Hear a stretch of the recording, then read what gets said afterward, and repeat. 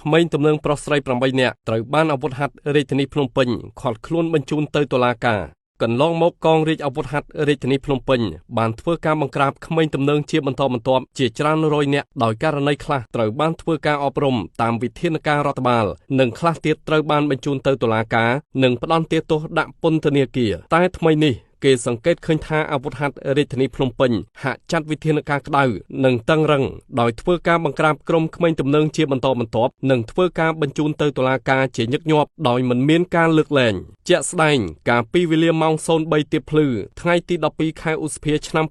2025 មានករណីក្មេងឈាមរាវប្រុសស្រីពីរក្រុមបានធ្វើសកម្មភាពវាយតប់គ្នាទៅវិញទៅមកនៅចំណុចក្នុងហាងប្រាសាទទីតាំងផ្លូវលេខ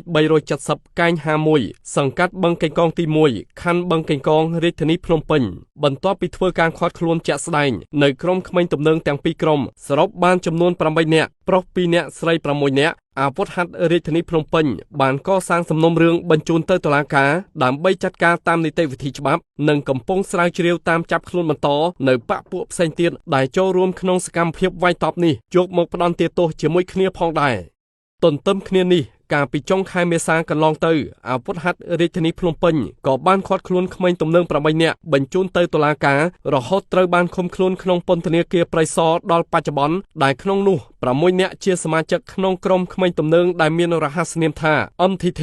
មានអាយុត្រឹមតែ14ឆ្នាំ15ឆ្នាំ16ឆ្នាំជាប់ពាក់ព័ន្ធករណីនាំគ្នាធ្វើសកម្មភាពប្រូតវាយជនរងគ្រោះម្នាក់ដណ្ដើមយកម៉ូតូមួយគ្រឿងនៅចំណុចបណ្ដោយវិថីឈ្នះ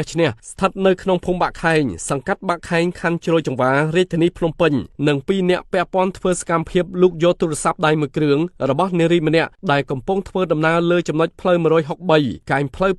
232សង្កាត់វាវងខណ្ឌ7មករារាជធានីភ្នំពេញដែលទូរស័ព្ទជនរងគ្រោះត្រូវបានទុកនៅក្នុងក្លឹបម៉ូតូខាងមុខក្មេងទំនើងគឺតែងតែបង្កការភ័យខ្លាចដល់សិស្សសាលាបង្កការភ័យខ្លាចដល់អ្នករស់នៅក្នុងសហគមន៍បង្កការភ័យខ្លាចដល់អ្នកដំណើរខ្លាចជាការគំរាមកំហែងនិងអសន្តិសុខដល់សង្គមអាចកាត់បន្ថយទេសចរនិងបង្កជារបួសស្នាមធ្វើឲ្យបាត់បង់ជីវិតហិនហោចទ្រព្យសម្បត្តិអ្នកដទៃហិនហោចទ្រព្យសម្បត្តិរដ្ឋធ្វើឲ្យខ្លួនឯងបាត់បង់ឱកាសសិក្សារៀនសូត្ររហូតឈានដល់មានទោសទណ្ឌបំផ្លាញកេរ្តិ៍ឈ្មោះនិងអនាគតរបស់ខ្លួនឯងនិងគ្រួសារដូច្នេះយើងត្រូវរួមគ្នាបង្ការទប់ស្កាត់ក្មេងទំនើងទាំងអស់គ្នាប្រសិនបើបងប្អូនបានឃើញទង្វើទំនើងទាំងឡាយអាចទំនាក់ទំនងសុំកិច្ចអន្តរាគមន៍តាមរយៈទូរស័ព្ទបន្ទាន់លេខ